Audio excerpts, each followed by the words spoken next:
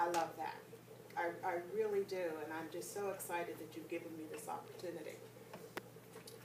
A lot of times people will ask me, well, why are you running for the Pennsylvania Supreme Court?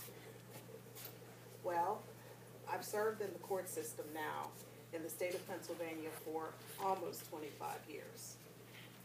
Served in common pleas court in Allegheny County for 17 years, and I'm starting my 8th year in Superior Court.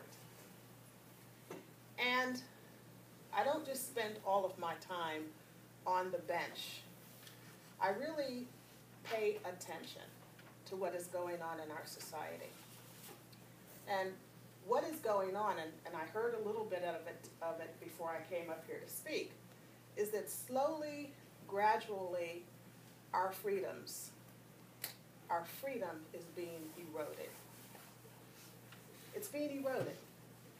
You know, they want to tell us what to feed our children, how to raise our children.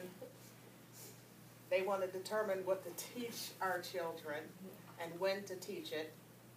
And they really want to take away our freedom. And that is happening in virtually every institution or every segment of our society. And it's really occurring very strongly in this state as it relates to our elected officials. And we saw it in our presidential election. And I remember having a discussion with someone up in Potter County, a very good friend of mine, back in the fall of 2011. And he asked me, well, who do you like for president? And I said, it almost doesn't matter, because by the time I get to vote in the primary election in 2012, the choices will have already been made.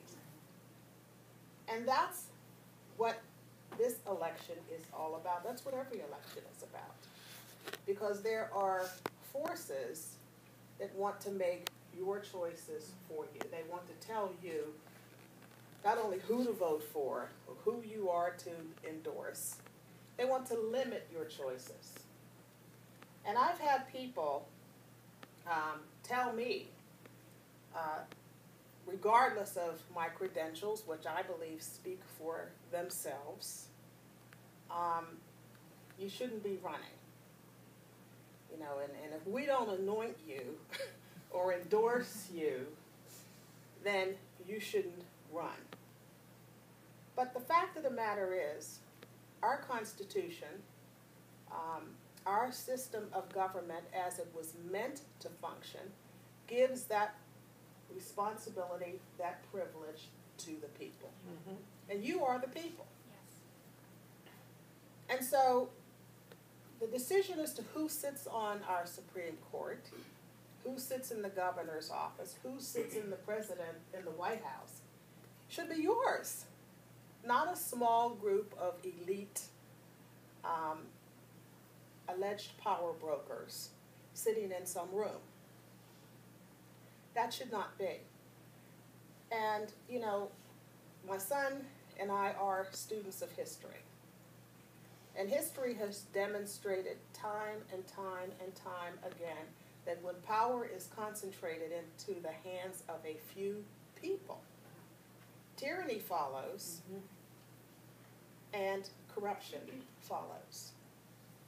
And all you have to do is look at what is happening in our state government, right here in Pennsylvania. I mean, we were named one of the most corrupt states in the country, and our Supreme Court has been the laughing stock of the country. Because there are those who are the powers that think they be, who want to dictate how judges are chosen and which judges are chosen. And so this is all about you, the people. Because the process and the system that is in place runs contrary to our Constitution. It runs contrary to the tradition of the Republican Party. I mean, my reading of history is that this is the party, or was traditionally the party of opportunity and the party of freedom and liberty. See, that's why I can stand here today as a descendant of slaves and say that, because this is the party that has represented freedom and liberty. And yet, we have a system in place where a group of people, smaller than this group, can get into a room and decide who your candidates are to be. That is not their function, and you should never allow the responsibility or the privilege of choosing your candidates to be given to a few. That should never happen. And history has shown that when it happens, the people ultimately suffer.